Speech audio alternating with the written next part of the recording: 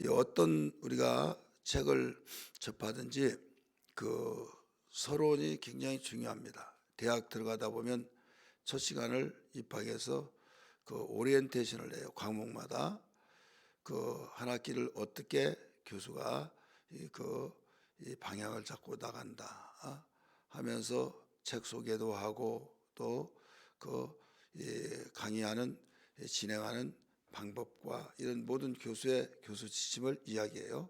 근데 첫 시간은 교과 안 나가니까 뭐 별 괜찮아 이렇게 생각한 사람은 큰 잘못을 하는 거죠. 왜 그런가 하면 그 처음 시간이 전체 윤곽을 다 보여주는 시간이거든요.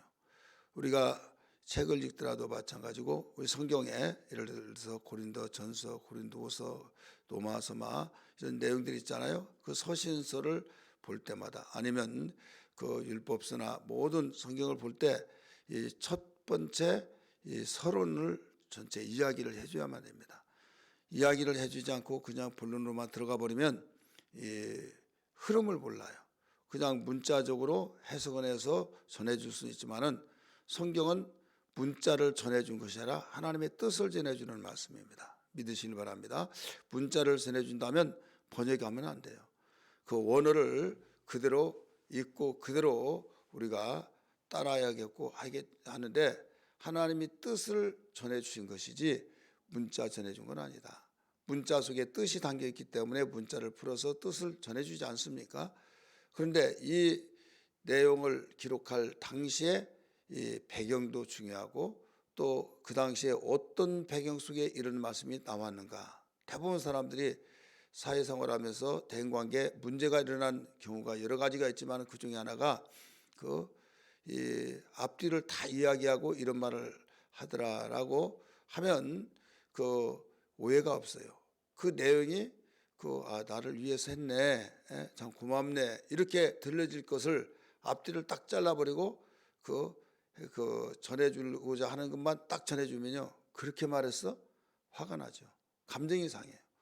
그래서 전후를 반드시 들어보고 그 내용을 일러주는 내용이 돼야 하는데 그러지 못한 경우가 있다 이거죠. 내가 하고 싶은 말만. 이단이 그렇습니다. 이단은 따옴표를 해서 어짜의 하늘을 찾아보느냐 하는 거예요. 예수님이 이미 왔다 이거예요. 왔는데 무엇을 찾아보느냐? 찾아보지 말라는 것이다. 그러니까 성경을 안 읽고 전후를 알지 못하니까 그냥 거기에 쑥 빠져서 듣는 대로 이야기한다 이거죠.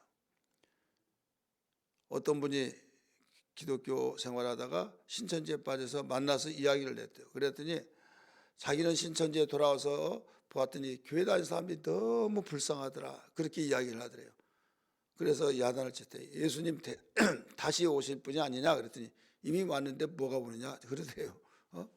그러니까 그들은 따옴표로 따서 그렇게 이 말을 하기 때문에 이런 문제들이 생긴다. 내가 이렇게 오늘 첫 시간이기 때문에 말한 이유는 서론을 먼저 말씀드리고 오늘 짤막한 1절에서 3절까지 인사의 말씀을 전하기 위해서는 부득불 이 서론 이야기를 해야 된다. 왜? 전체적인 윤곽을 듣고 이런 고린도전서, 고린도후서가 왜 기록되는가 이런 부분도 알아야 하기 때문입니다. 이 고린도전서는 고린도 교회의 첫 번째 보낸 편지죠. 그런데 누가 보내느냐? 1절에서 그렇게 가르쳐 줬어요. 바울과 곧 예수의 사도된 바울과 형제 소스데네는 이렇게 나오잖아요. 바울과 소스데네라고 하는 바울의 동역자가 함께 문안지사를 한 내용이 나오죠. 근데 기록은 누가 하는가 하면 바울 사도가 기록을 했어요. 어느 교회에 했느냐? 고린도 교회에게 했어요. 언제 했느냐? 57년, 55년 내지 57년, 어떤 학자는 50년, 55년, 어떤 학자는 57년에 기록을 했다. 이렇게 말합니다. 그건 중요한 건 아니고요. 55년경에 기록했다.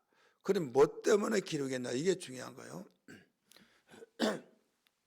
이 바울은 에베소에서 3년 동안 복음을 전했어요. 열심히 재미있게 전했습니다. 그런데 무슨 이유에서인지는 모를지라도 고린도에 2번을 갔습니다.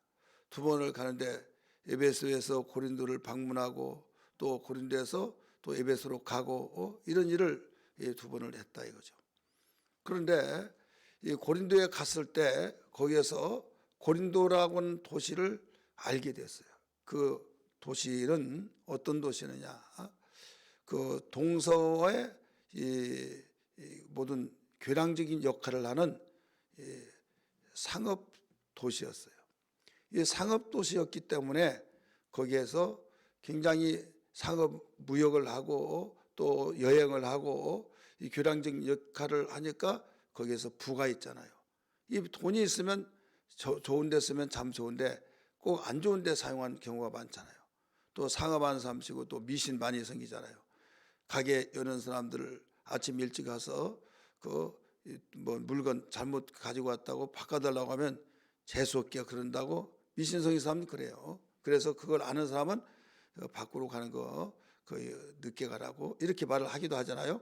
그러니까 그 당시도 똑같아요. 미신성경은 세계 어디나 다 미신이 있는데 그 다 똑같습니다. 이렇게 상업과 여행과 또 여러 가지 상업이 활발하니까 무역도 하고 이런 가운데 부가 어마어마하게 많다 보니까 그들이 신을 섬기는데 이 아데미라고 하는 신을 섬겼어요. 여신. 그 신을 섬기면서 이 신을 섬긴 가운데 그 고대에 이 신을 섬길 때 뭐가 항상 따라오냐면 이 음란이 따라와요. 그래서 성경에 우리 보면 그 푸른 나무 아래에서 그 음란을 행하고 이런 말이 나오잖아요.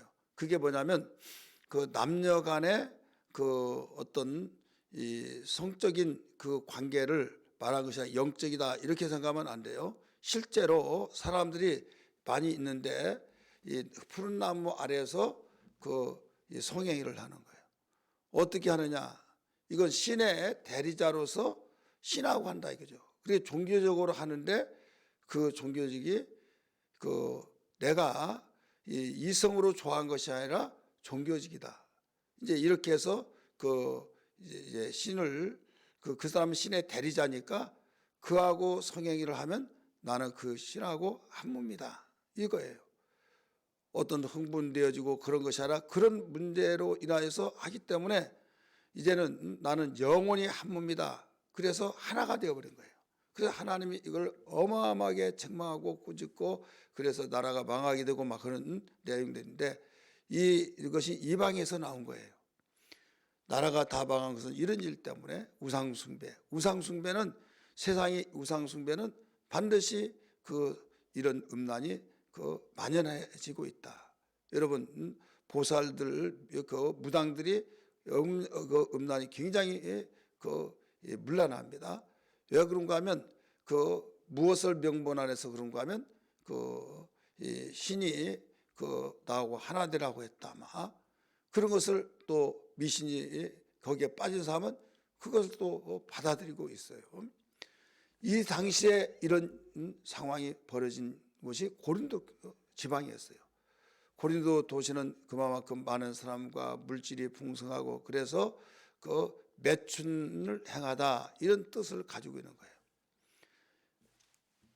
바울이 그걸 보니까 참 불쌍하다, 참 안타깝다 이런 예수 복음을 증거한 사람이 그런 생각이 들지 않겠어요? 그래서 그 관심을 가지고 있는데 하나님께서 고린도를 향해서 말씀하셨어요.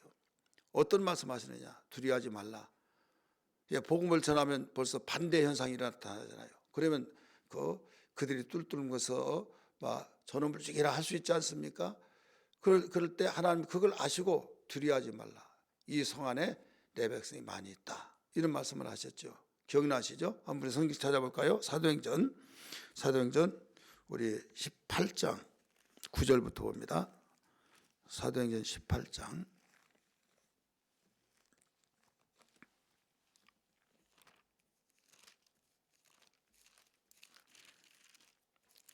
9절부터 같이 읽겠습니다. 18장 9절부터 시작. 밤에 주께서 환상 가운데 바울에게 말씀하시되 두려워하지 말라며 침묵하지 말고 말하라. 내가 너와 함께 있음에 어떤 사람도 너를 대적하여 해롭게 할 자가 없을 것이니 이는 이 성중에 내 백성이 많음이라 하시더라. 1년 6개월을 머물며 그들 가운데서 하나님 말씀을 가르치니라. 이게 고린도예요. 고린도에서 이런 사건을 하나님께서 격려하시고 위로하시고, 그들이 벌 때처럼 일어나서 저놈 죽이라 저놈 잡아라 할 수 있는, 왜? 자기들이 하고 있는 것을 지적하고 책망하고. 그러니까 여러분, 누가 좋아할 사람이 있어요? 그것도 친구도 아니고 알지도 못한 녀석이 와가지고 그럴 때, 그러니까 그런 심리를 벌써 하나님은 아시고 위로하고 격려하면서 힘을 복돋워 주시니라고. 두려워하지 말라, 놀라지 말아라. 이 성중에 내 백성이 많이 있다 하면서 담대하게 전하라. 그래서 복음을 1년 6개월 동안 전하고 가르치면서 고린도 교회가 세워졌습니다. 이렇게 세워진 교회, 이제 고린도 교회 거기를 왔다 갔다 했다고 그랬잖아요. 에베소. 그래서 에베소에서 이제 있는데 글로의 편의 집에서 그 소식이 왔어요. 소식이 왔는데 그 소식과 함께 편지 한 통이 왔는데, 편지가 빼곡하게 모든 질문에 대한 편지가 왔어요. 그 질문이 뭐냐면 좋은 질문이 아니라 안 좋은 질문, 문제가 되는 질문을 이런 일인데 어떻게 됩니까? 하면서 그 질문이 나온 거죠. 그 질문이 9가지나 되죠. 우리 잘 아는 문제인데, 이 당파 문제, 또 하나는 불륜 문제, 또 소송 문제, 그 혼인 문제, 우상 제물에 먹느냐 안 먹느냐 그 문제, 또 성찬에 관한 문제, 더 나가서 성령의 은사와 사용 문제, 또 부활의 문제, 헌금에 대한 문제, 이런 문제들이 있는 것을 보고하기도 하고, 상황에 대해서 질문, 이건 어떻게 되었으면 어떻게 이걸 풀어나가야만 됩니까? 이런 질문을 하기도 하고. 그래서 바울은 거기에 대해서 편지를 쓰지 않을 수가 없는 거예요. 그래서 편지를 첫 번째 쓰는 편지가 고린도 교회 고린도 전서입니다. 그러면 여기에서 그 목적이 이미 배경속에서 나왔지만은 정리해서 본다면 2가지예요. 하나는 뭐 때문에 쓰는가 하면 교회 안에서 이루어진 끔찍한 죄로 인하여서 이대로 둬두면 안 된다. 그래서 책망하기 위해서 썼다. 2번째는 그리스도인의 생활과 그 생활의 근거가 되는 이 교리에 대해서 그들에게 질문을 대답해 주기 위해서 썼다.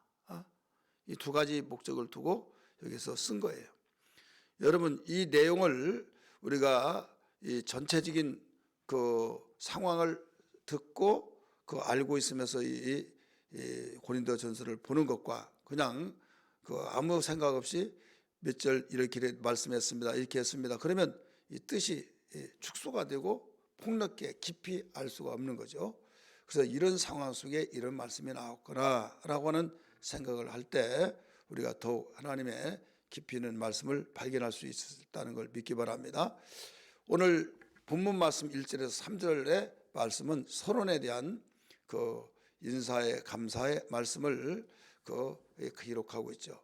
고린도 교회 지금 이런 내용을 듣고 화가 났어요.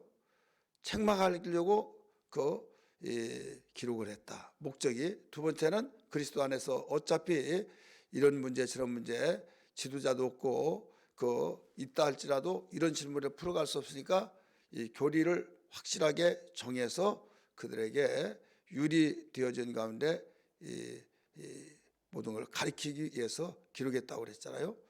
근데 감정은 좋지 않은데 1절에서 3절까지는 무슨 인사하느냐? 여기서 문안 인사예요. 그래서 감사하는 내용을 가리키고 있어요. 1절 한번 봅니다.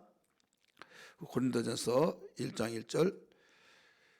우리 맨 끝에 보면 3절 시간 우리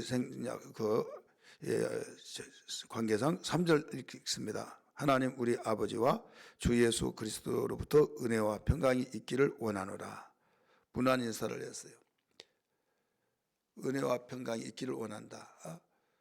여기서 그리스도 예수 안에서 이렇게 나오죠. 자, 사람이 감정이 상하면 인사해요, 안 해요? 인사 안 하죠. 그냥 보고도 쌩콩하고 지나가잖아요. 고개 이렇게 돌리고 지나가요. 좋으면 너무 반갑다고 손을 벌리면서 또 껴안기도 하고 막 좀 반갑다고 손을 잡고 그냥 놓아주지 않고 막 흔들기도 하고 여러분 너무 기쁘다고 하고 그러잖아요. 근데 마음이 상하면 그냥 할 수 없이 안 할 수는 없고 고개만 끄덕하고 지나가 버리고 이게 우리의 그 감정이 있는 사람들의 형태잖아요. 근데 바울은 이런 화가 났다 할지라도 그래서 분명히 그리스도 예수 안에서 이런 내용을 두고 인사하고 무난하면서 감사하는 평강, 은혜와 평강이 너에게 있기를 원한다. 기원해 주었다 이거죠.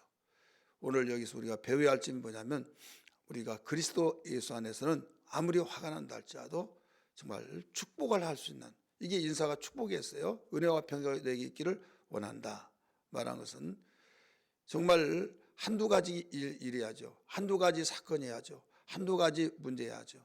이 모든 문제가 다 화가 날 정도. 지도자로서 내가 그동안에 가르쳐 놨는데 가르쳤을 때 1년 반 동안 가르쳐 놨던 그 수고가 이건가 하면서 너무나도 화가 나서 감정을 억누르기에 힘들 정도에 있었지만은 그래도 감정을 가라앉히면서 무난 인사를 했다. 거기에 대해서 은혜와 평강이 너에게 있기를 원한다. 축복을 했다 이거죠. 이게 우리가 그리스도를 본받는 신앙이 되어야 될 줄 믿습니다. 바울은 그 심정으로 그 무난 인사를 한 거예요.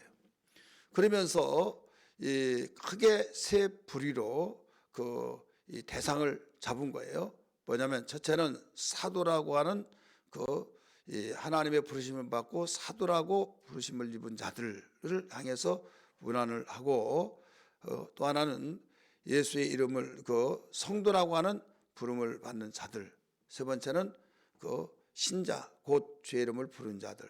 그래서 교회 안에는 크게 나누면 셋, 그 다음에 넷으로 볼 수 있어요. 왜? 그것도 이것도 아니고 사도에 속한 것도 아니고 성도에 속한 것도 아니고 신자에 속한 것도 아니고 그냥 출석하는 사람, 왔다 간 사람 있죠. 왔다 갔다 하는 사람들, 이런 사람에게는 여기는 생략이 되어지고 있죠. 이 네 사람들이 교회는 항상 있어요. 근데 오늘 여기서 세 가지의 종류의 사람들을 비춰본다고 한다면 첫 번째는 사도. 이 사도는 어원적인 측면에서는 보내심을 받은 자라는 뜻인데 직접 당대로서 끝나요. 예수님의 직접 제자들. 그런데 이 사도직에 의해서 그 사도라고 하는 거죠. 예수님이 하늘로 승천한 이후에는 제자가 있어요, 없어요? 없죠. 그건 사도 시대는 끝난 거예요. 그렇지만은 이 바울 시대에도 사도가 또 있었어요. 사도들이 있는데 그 사도가 그래 바울이 네가 뭔 사도냐 바울에게 막 그랬잖아요. 예수님 언제 따라하더니 너 핍하겠구만 이런 말을 하잖아요. 그런데 다 사도다. 고린도후서 12장 12절에 보면 다 사도의 표가 있다 하면서 표에 대해서 이야기하고 있잖아요. 고린도후서 12장 12절에요. 그러니까 교회 안에서 사도의 표를 가지고 사역한 사람이 있다. 그 한번 1절 보세요. 하나님의 뜻을 따라 그리스도 예수의 사도로 부르심을 받은 바울과 형제 소스데네는 이렇게 나오죠. 소스데네라고 하는 사도를 여러분 들어봤어요? 안 들어봤죠. 자기가 사도라고 그 사도의 부르심을 받아서 지금 바울과 소스데네는 이렇게 나오잖아요. 그래서 이 능력과 오래 참음과 표적을 행하는 사람들이 사도라 이렇게 나왔어요. 오래 참음. 여러분 아무리 성령 충만해도 오래 참지 못하면 사도가 될 수 없다. 표가 아니에요. 그 다음에 이 능력 행함, 표적 행함, 이게 바로 주님이 이 땅에 오셔서 그 반대하는 자들을 축복하고 또 책망을 하기도 했지만은 참았다. 그냥 막 입으로 불 나오게 해서 날려버릴 수도 있지만은 참았잖아요. 그래서 성령의 9가지 열매 중에 오래 참음이잖아요. 오래 참음과 능력 행함과 표적이 바로 사도의 표다. 고린도후서 12장 12절은 분명히 가르치고 있어요. 그래서 교회 안에서 어떤 일이 있더라도 정말 그게 완전히 도달해서 쓰러져 버릴 그런 가운데 있더라도 참아낼 수 있는 사람. 어떤 사람, 어떤 장로님이 막 화가 나가지고 딱 오니까 나이 엑세스야 막 하면서 참 그동안 존경했는데 그 말을 하니까 야, 잘못을 떠나서 원인이고 그걸 떠나서 해버리면 안 된다 이거죠. 우리는 참는 거, 여러분 사도에 속하는 표시의 하나예요. 능력을 행하고 또 이 표적을 행하고 이런 것들. 그 다음에 두 번째는 성도라고 하는 사람이 있어요. 성도는 어떤 사람이냐? 다 성도라고 하죠. 어떤 사람은 이분은 성도님이십니다.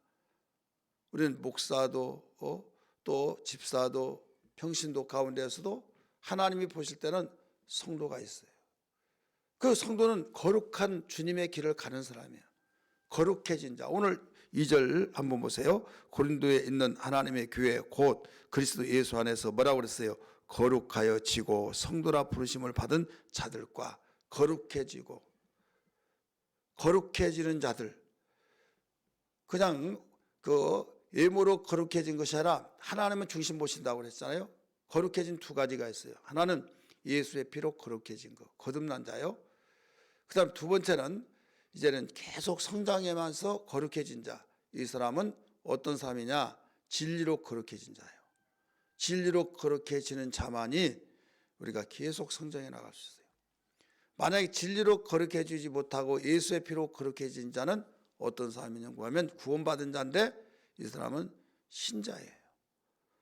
그렇다면 우리 성경 여기에 제가 그 표시한 것이 아니라 이 거룩해진 그 내용에 관주가 있는 분들은 그 관주 성경을 보면 어떤 내용이 나온가 하면 거기에 고린도전서 6장 11절 말씀 보세요. 6장 11절.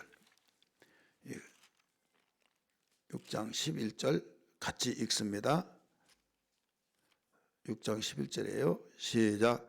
너희 중에 이와 같은 자들이 있더니 주 예수 그리스도의 이름과 우리 하나님의 성령 안에서 씻음과 거룩함과 의롭다함을 받았느니라. 그래서 구원받고 진리로 거룩해진 성령으로 충만하여서 진리의 성령은 진리의 영이죠. 그러니까 성령 충만하면 진리가 그를 사로잡고 진리를 따라 살고 진리에 따라 사니까 거룩해진 거죠. 그래서 여기에 그렇게 나온 거예요. 예수의 그 이름으로 우리의 하나님의 성령 안에서 씻음을 받고 거룩함과 의롭다함을 받았느니라. 예수님 믿고 예수의 피 마음속에 구주로 영접해서 거기에서 계속 몇 수십 년 동안 살아가는 사람이 있어요. 교회는 나오고 왔다 갔다 하고 분명히 믿기는 믿는데 이 변화가 없어요. 믿기는 믿는데 교회 오면 신자 같고 밖에 나가면 불신자 같고.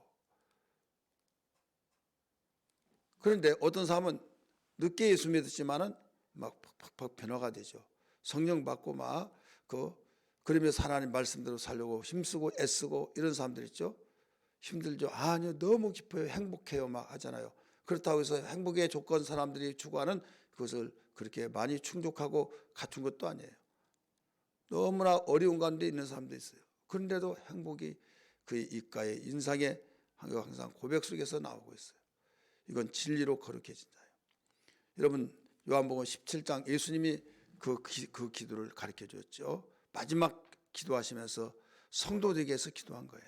우리 성경 봅니다. 요한복음 17장 17절 같이 읽습니다. 17장 17절 시작. 네, 그들을 진리로 거룩하게 하옵소서. 아버지여, 아버지의 말씀은 진리입니다. 19절 말씀 봅니다. 또 그들을 위하여 내가 나를 거룩하게 하오니 이는 그들도 진리로 거룩함을 얻게 하려 함이라. 성도, 주님의 길을 걸어가는 사람. 그 세 번째는 신자. 오늘 신자에 대해서 고린도전서 1장에 나오죠. 1장 2절 맨 끝에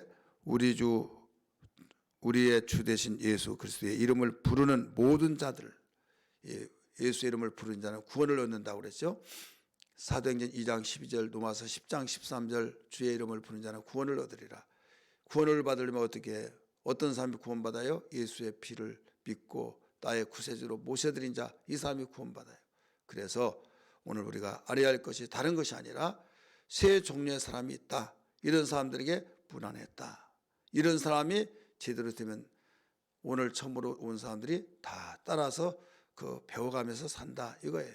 그래서 우리는 직분을 가진 사람으로서 정말 우리가 이 신자는 성도가 되어 있고 성도는 또 사도성을 가지는 그 우리가 증거들이 보여지는 사람이 되어야 될 줄 믿습니다. 할렐루야.